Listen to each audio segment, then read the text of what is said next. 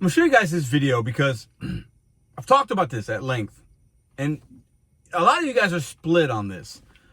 When a merchant asks you to confirm an order, either before you have it or as they're handing it to you, or they won't let you leave.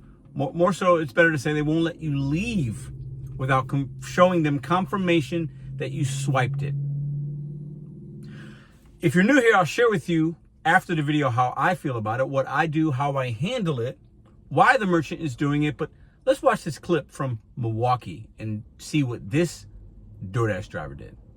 Shop on Brady Street relies on DoorDash orders, as the owner says it makes up half of their sales. A lot of students, a lot of young people.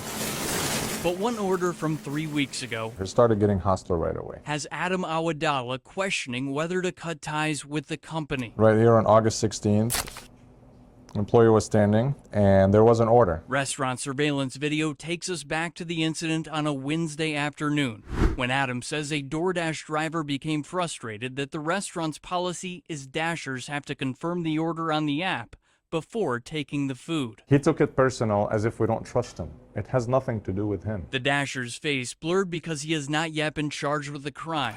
The video doesn't have audio, but you can see by the hand gestures what employees describe as a heated argument turned into an alleged threat, according to Adam. So the guy said, "Oh, I'm gonna come back and I'm gonna pop you guys." The surveillance video shows the driver left the restaurant and the area before officers arrived. My main concern here that this is a family business. This is a family-oriented business.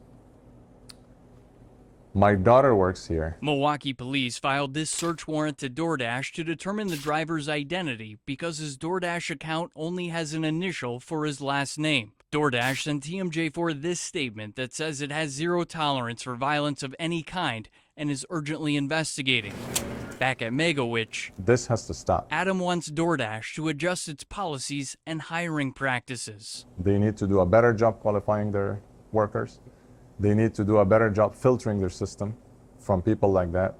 This is not gonna happen because, well, who knows? And it can be too late for something. It's too late. Milwaukee police tell me they're actively investigating this case as disorderly conduct.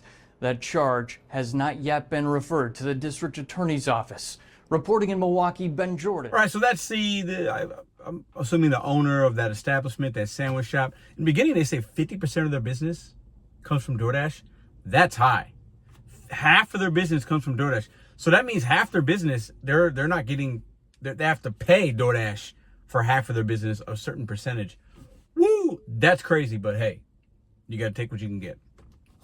So what do you think about this driver's response? He didn't like it. He, the driver, based on what allegedly he thought, based on what the owner and the workers are saying, he thought that they were either discriminating or trying to single him out for whatever reason, and he didn't like that, so he said something. I think a lot of us might feel that. Some of us would feel that way. You feel like, oh, is it why? Why, you don't like how I look? You don't like what kind of clothes I have, the hat I got on? You don't like my name? You don't like my attitude? Let me tell you something. I'm going to say this loud and clear. If a merchant wants you to confirm the order, okay, as long as the order's ready, or you can visibly see it with your eyes, and you can ask questions like, okay, yeah, no problem. Is that it right there? Or if it's not ready, how long is it going to be? I can confirm it, when it's ready. No problem at all. I completely understand. That should be all you say. That's it. If they're handing you an order, or they just handed it to you, and they say, can you please confirm it? Your response should be, absolutely, no problem. Here you go. Boom. Have a great day. Thanks for doing that. This is why. These merchants are protecting their product, protecting their consumer. Because we know there are enough DoorDash drivers, and I'm sure it's happened at the sandwich shop, that's why they implemented this rule, where a driver will go in with a name and not swipe confirm on Uber Eats or DoorDash, and then go to the car, cancel the order, the long wait time, whatever, and then they got a free meal on the way home. People do that. I don't think it happens a lot. I think most DoorDash drivers are good. But there's enough out there that are going to game the system, and they know I can do this probably a few times a year and still be active on the app. So if a merchant asks you to do this, your response should not be this driver. This driver, in my opinion, if allegedly whatever happened is true, he should be deactivated. But the bigger issue here is, And what the store owner points out of the sandwich shop is DoorDash needs to do a better job of vetting their drivers or their hiring policies. I'm not sure how that can be realistic though, because it's easy to get on the app and they do that for a reason. But there is facial recognition now and things like that. But even with that, like, there's ways around it, or they might not facial recognize every order. And you could do a background check on somebody, right? And feel like your hiring process is really good. This is a good driver. He's got a good driving record. He's no felonies, whatever. But, you know, you can have felonies and be a DoorDash driver. I don't know if you're aware of that or not. And I actually champion that. I'm for that. Just because you did something bad in the past should not stop you from delivering pizzas. I'm sorry, it should not. So there's nothing DoorDash could really do beyond what they already have done. Facial recognition, this, and that, boom, done. They check driving records. Things are going to happen. Drivers are going to get upset. They're going to feel whatever. It's part of the business. But if merchants are asking you to do this, that's who you want to do business with as a DoorDash or Uber Eats driver, because they're protecting their product. Because if that driver takes that, now you got another driver that's going to come, and then they got to make it over or not make it over, and it becomes a whole thing, and it snowballs. And unless you as a DoorDash driver contact support, if you just cancel it, long wait, or already picked up, that still goes out into the algorithm. And then the third and fourth and fifth driver will show up. I've been a part of that. So have many of you. But what do we do? How do you handle that situation? If you're somebody that gets really offended, or nope, I'm not going to confirm that I'm an independent contractor, I don't work for your store. If you had that kind of attitude, you might not want to do this work. I understand why you might feel that way, because some of these merchants, some of these employees can be rude to us, but you got to keep it moving. When they're going low, don't meet them low. Kill them with kindness, or stop doing business with them. If you don't like it, if you feel like they're being unfair, don't do business with them. Make your money because you're there, confirm the order, and then never go back.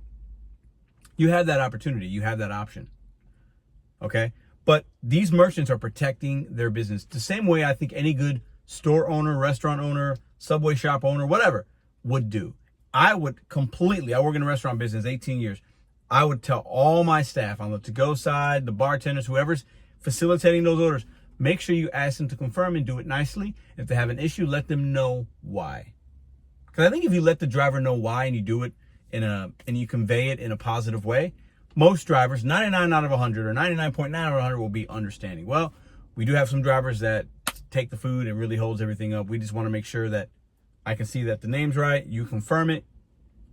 On your way. Appreciate you guys for helping us deliver these foods to our customers. I mean, real simple. Something like that, maybe even less words.